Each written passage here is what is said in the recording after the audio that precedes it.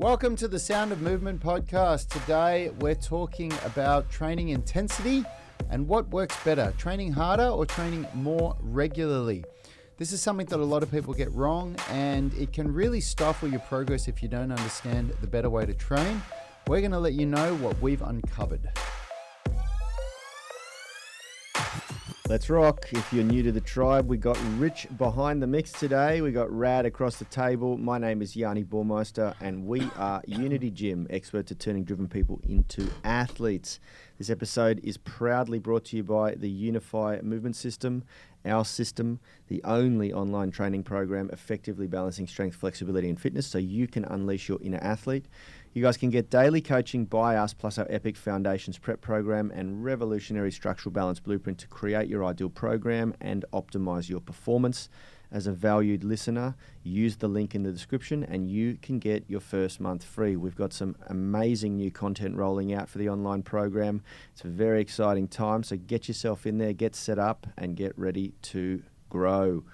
Before we get started, warm welcome. If you are on the live stream in the UMS Movement Mastermind Facebook group, leave a comment and we'll send you back some love. Remember, anyone can join that group and interact. Just search for UMS Movement Mastermind on Facebook.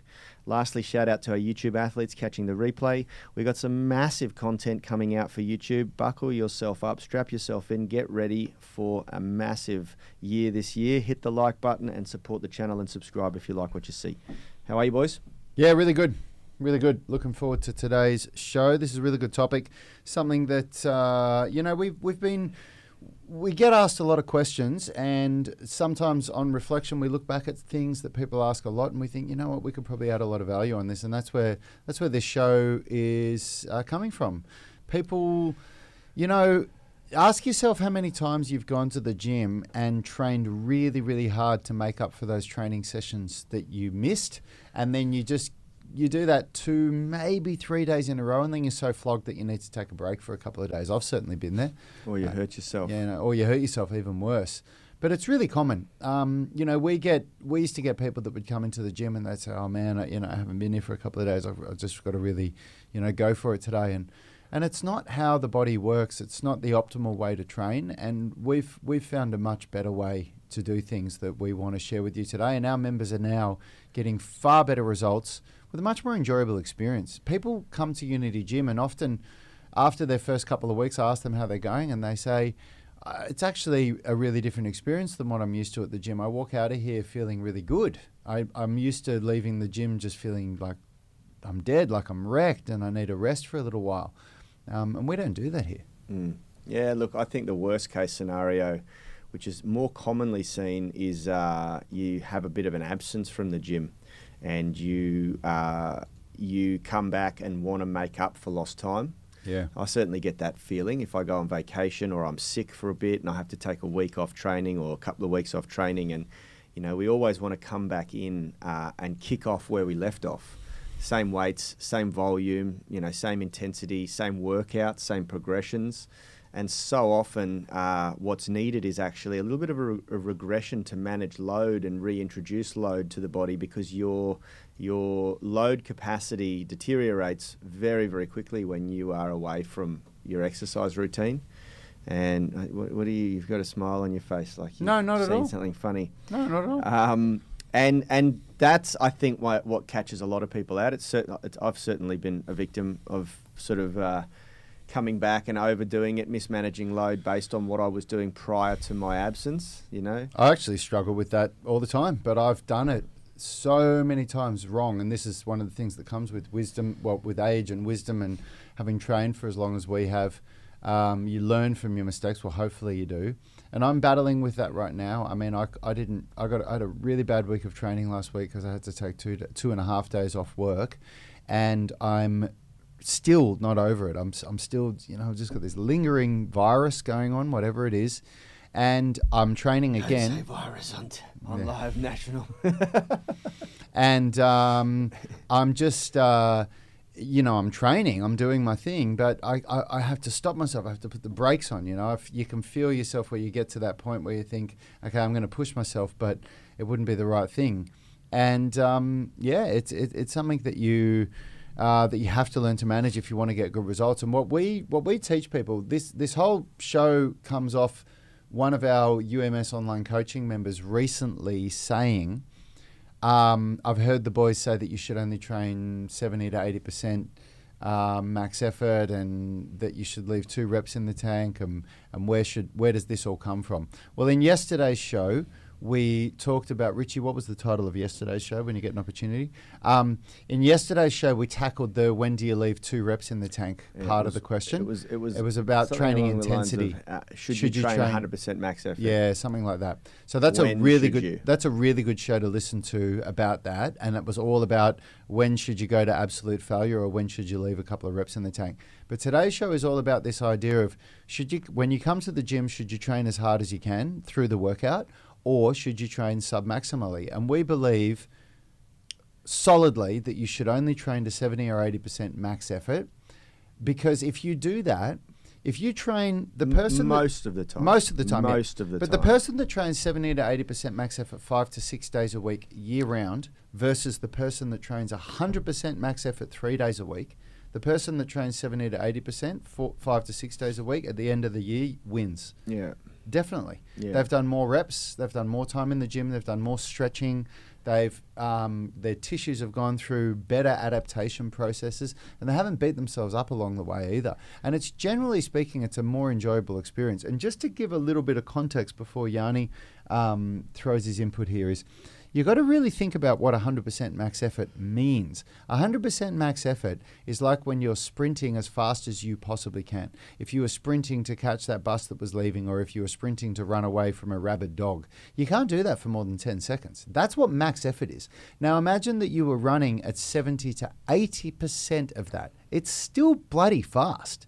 You still couldn't do that for more than a couple of minutes. Unless you're speak for yourself. Unless you're a very, very seasoned at running. You reckon you could run 80% max effort for more than a few minutes? I don't know. It depends at how much I've trained at the time. You know, it's tough. Yeah, it's tough. But yeah, that's how we do it, and it's a real shift in mindset for our members. But people get great results with it. Yeah, look, I think you need to be careful or cautious with the blanket statements, because, you know, us saying you should always leave 2 reps in the tank and never train to max effort, you know, there's so many variables that come into this, and we tipped on that yesterday. You know, we prioritize technique optimization initially, and structural balance training, general preparation training initially. And once you go through those phases of training and you bank a bit of training age, you learn you learn what your capabilities are. You learn what your max effort is, what it feels like, what your sub-maximal efforts are, and you learn that you should, you know, your last rep should always look like your first rep. And you start to just ingrain that in your training ethos and philosophy and methodologies, you know. And by that time, you'll know if you can, how frequently you can push yourself to failure or not, you know. But a lot of people come in and they train with people who are either far more seasoned than them or far more experienced, and those people are pushing hard, and people tend to do that far too early in their training age, and then they develop really bad technique habits, and then wonder down the track why they're hurting and experiencing all these sort of injuries and overuse, wear and tear. And yeah, I think I don't like saying blanket statement, never train to 100% max effort, because I do all the time, but I use it as a prescription. It's prescribed, you know. I understand it. I understand when and when not to do it. And you know, yeah, but from a macro standpoint, I absolutely agree that consistency and frequency should be the focal point. They do deliver a far better result, because as we spoke about yesterday, most of the strength adaptations occurring in the nervous system, and those strength adaptations occur only with repetition. You know, you have to be doing the same thing over and over and over again, banking good quality reps for your body to really form those strong neural pathways. Mm-hmm.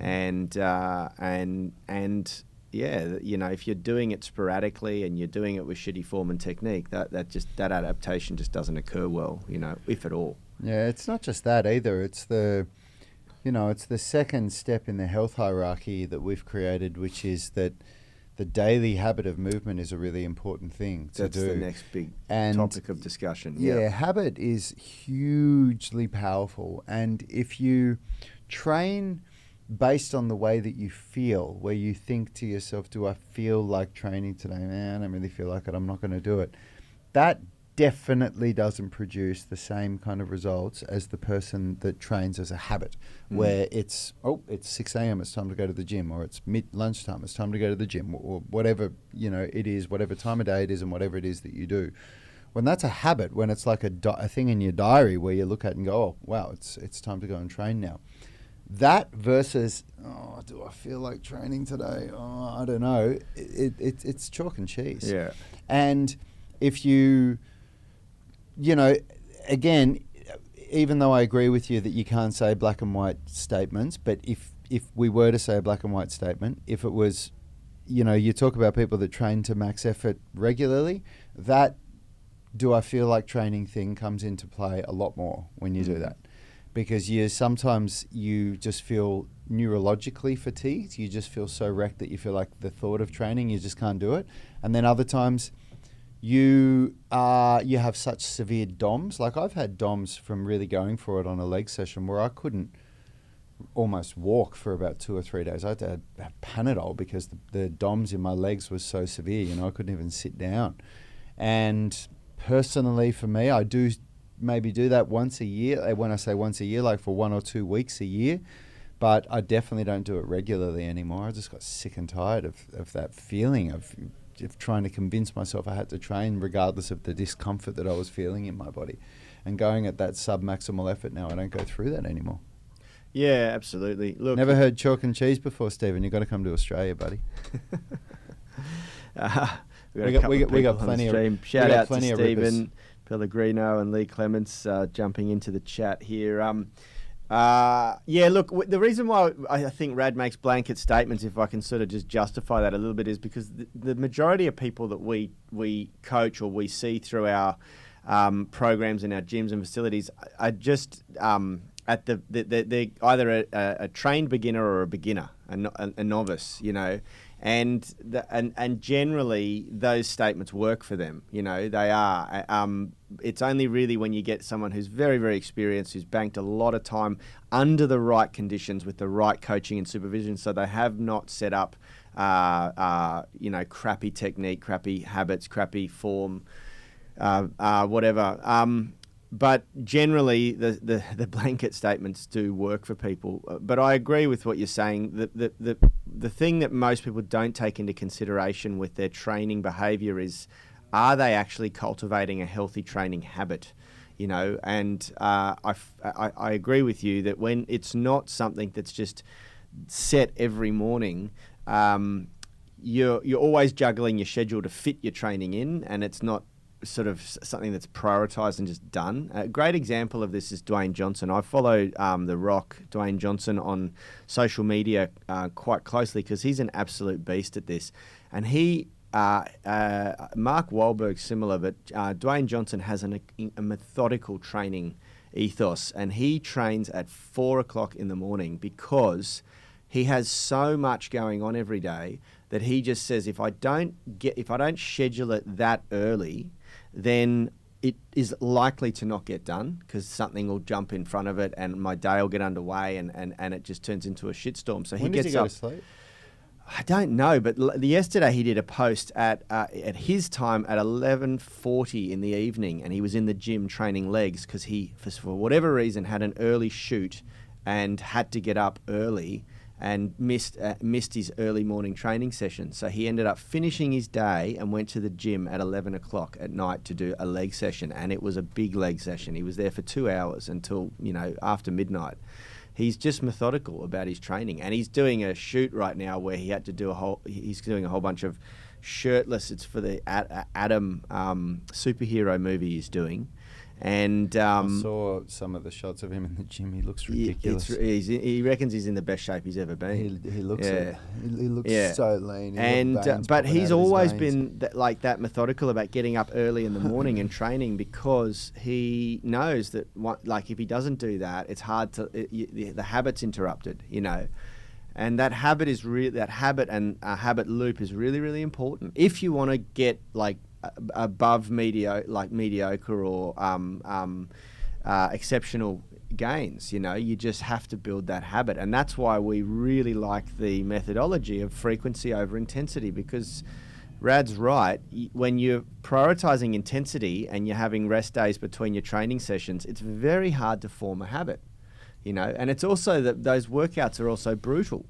They really are. And they've done a lot of research on this, and they've proven for muscular hypertrophy, it doesn't matter whether you do one set of 10 sets of 1 rep or one set of 10 reps, the muscular hypertrophy tends to adapt in the same way.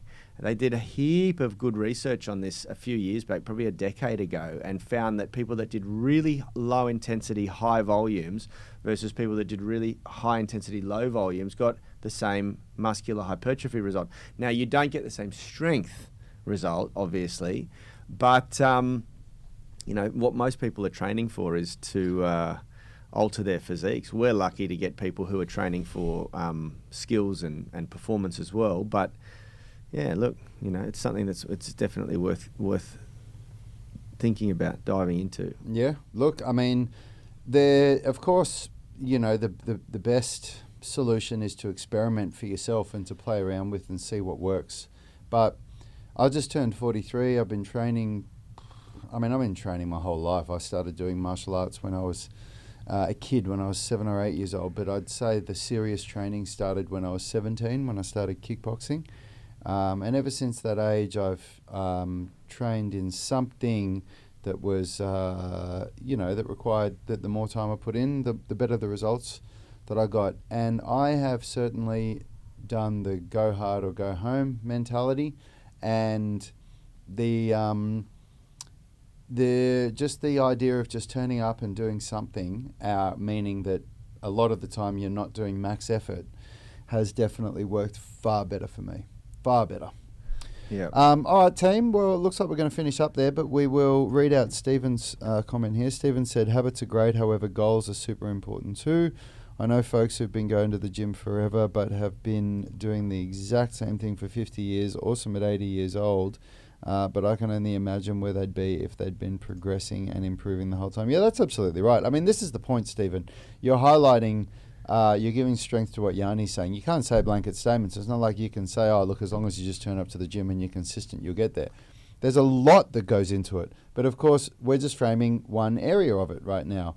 And the person that puts all the thought in the world into it and plans their programming out, but then goes to the gym and flogs themselves and then doesn't go to that next planned session because they felt so shit, that doesn't work well either. So there's all these different examples that you can say, and what you've just said there is another, in our opinion, I'm not going to say a bad example, because if you've been going to the gym for 50 years consistently, good for you. Hats off. Great work. You're doing better than 99% of the population as far as I know. Yeah. But yes, if you've just been going there doing the exact same thing over and over again, then there's a hell of a lot of results that you've left on the table. Yeah. But, that's a topic for another show.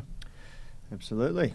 Thanks for tuning in, everyone. Hope you got something out of it. And I'm getting a bit of a complex here because these last 2 shows that Yanni have been back, we've had far more viewers than we have when he was away. I'm starting to think that you guys are all here for Yanni. So send me some love. Remind me that I'm still needed on this show. And we'll see you again tomorrow for another great show. And we'll see you guys in 2 minutes for our UMS online coaching call, where we coach people specifically on their videos where they upload, and they can ask us any question that they want about technique or anything about programming, much higher level stuff. So if you're not already a part of that, then jump on, grab your 1 month free trial and see how we turn driven people into athletes with balanced daily workouts, balancing strength, flexibility and fitness. See you soon, everyone.